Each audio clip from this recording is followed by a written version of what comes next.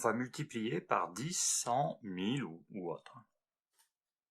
Alors, exemple, 34 fois 10.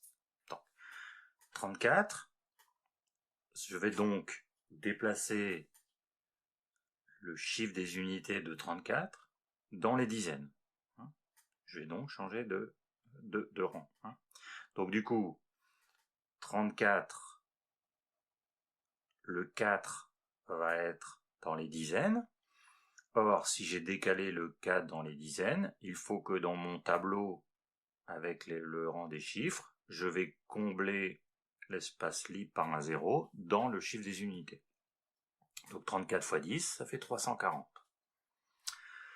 835 fois 100. Même chose, je vais décaler le chiffre des unités dans les centaines. Donc je vais décaler le chiffre des unités donc dans les centaines, sauf qu'il va me rester les dizaines et les unités. Donc je vais combler les espaces libres par des zéros.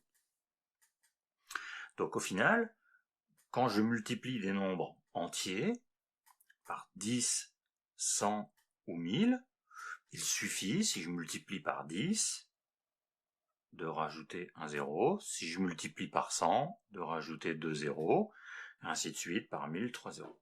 Ça, c'est le cas pour les nombres entiers. Pour les nombres décimaux, donc par exemple 2,3.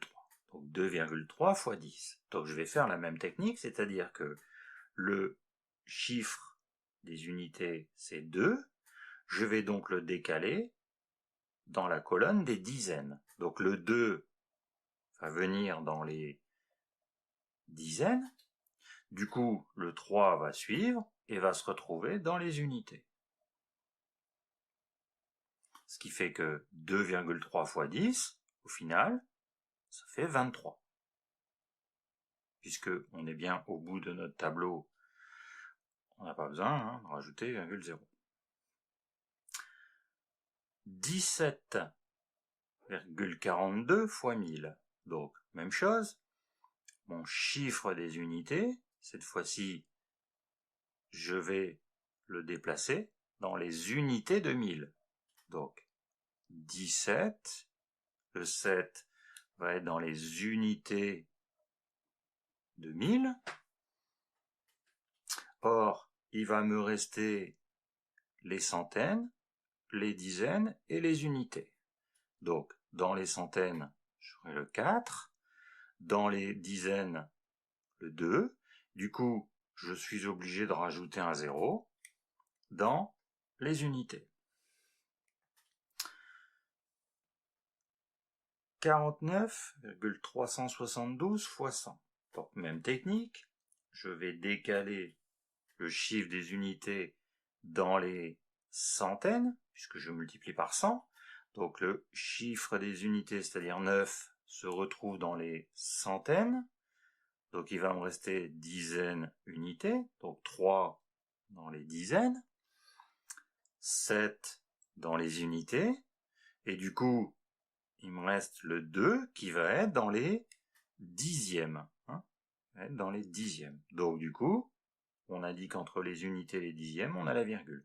Donc 49,372 fois 100, ça fait 4937,2. Pour le dernier, 0,0712, la fois 1000, on va décaler le chiffre des unités, donc ce 0-là, dans les unités de 1000. Donc le 0 arrive dans les unités de 1000.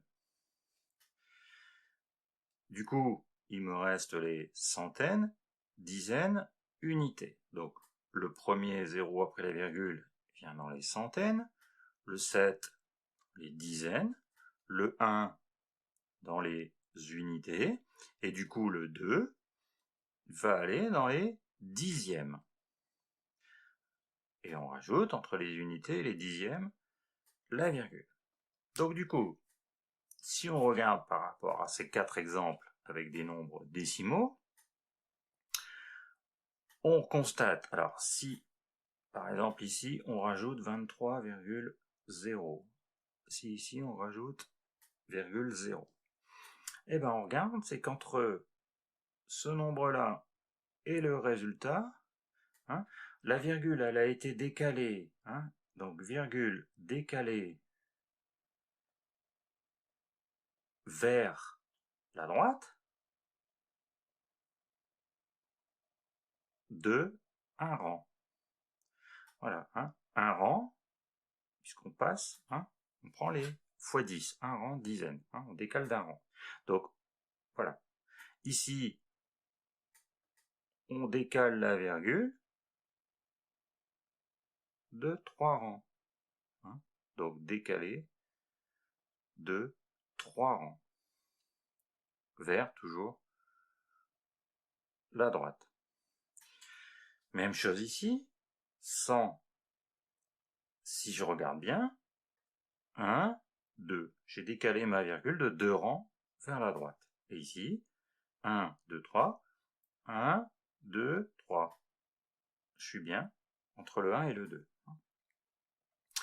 Donc en fin de compte, la règle, hein, que l'on peut appliquer pour tous les nombres, puisque même pour les nombres entiers, ça fonctionne aussi, puisque 34 c'est 34,0, donc on a bien aussi, entre 34,0 et 340, on a bien décalé la virgule de 1 rang vers la droite. Donc, pour multiplier par 10, on décalera la virgule de 1 rang vers la droite, et s'il le faut, on comblera des espaces libres par des zéros.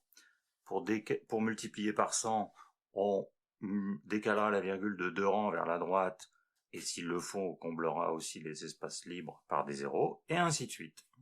Donc, maintenant, on a une règle simple pour calculer mentalement, hein, des produits par 10, par 100, par 1000, et puis plus si on veut.